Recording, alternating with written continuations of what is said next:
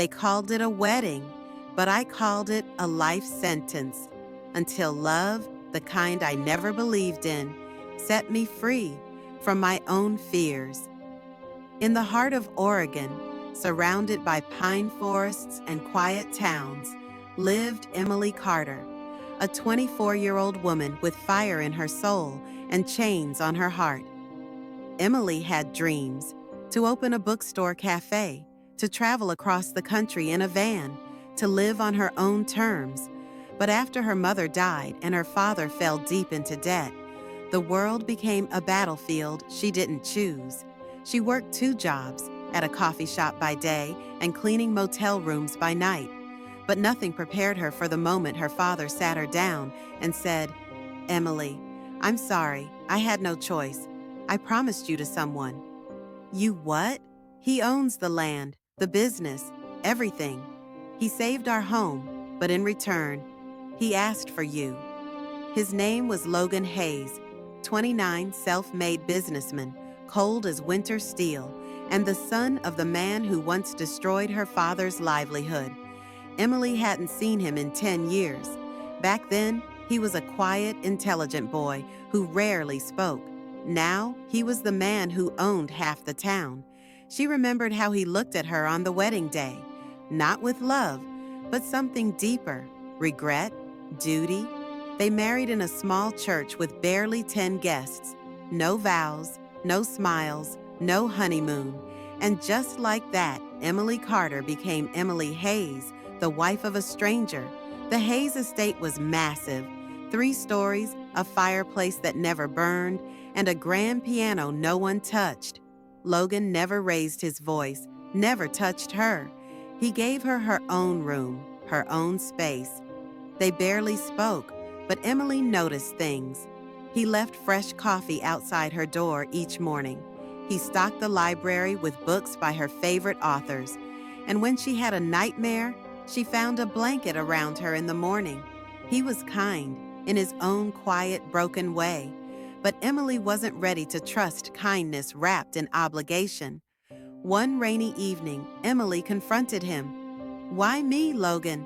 Why force a marriage you didn't want?" He looked away. "Because 10 years ago, I watched my father destroy your family. And I did nothing.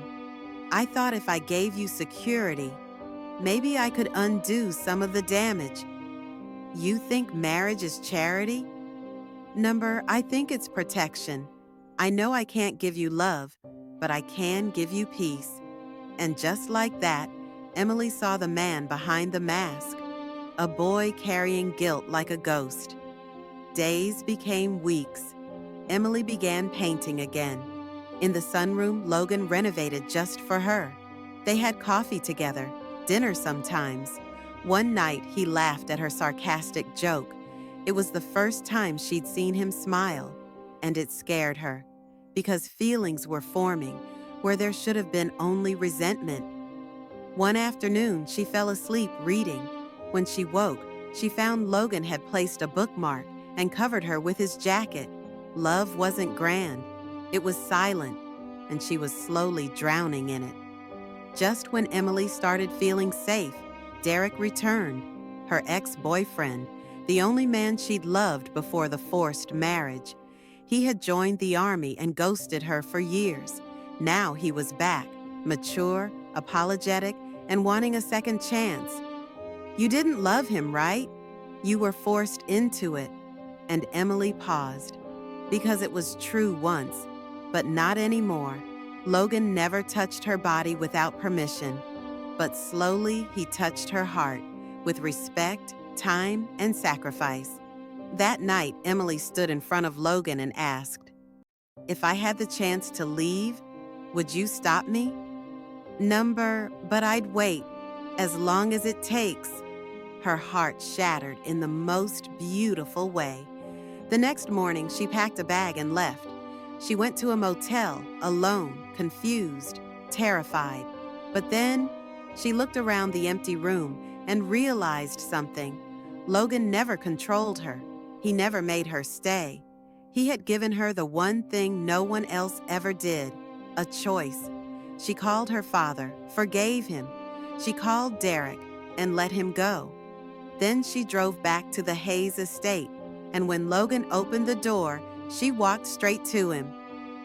"This time, I'm choosing you, not out of fear, not because I have to, but because I want to."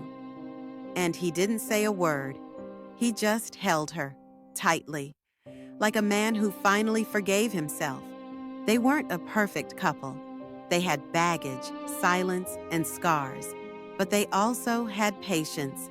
And in a world full of expectations, Emily and Logan built a love not from passion or poetry, but from healing, from the kind of marriage that was never meant to be, but became everything they needed. She was forced to marry him, but no one forced her to stay. And in that freedom, she found the truest kind of love. If this story touched your heart, don't forget to like, subscribe, and share with someone who believes that love doesn't always start with fireworks. Sometimes it starts with silence. True love isn't about grand beginnings, it's about quiet choices. Emily and Logan's story reminds us that sometimes the people we're for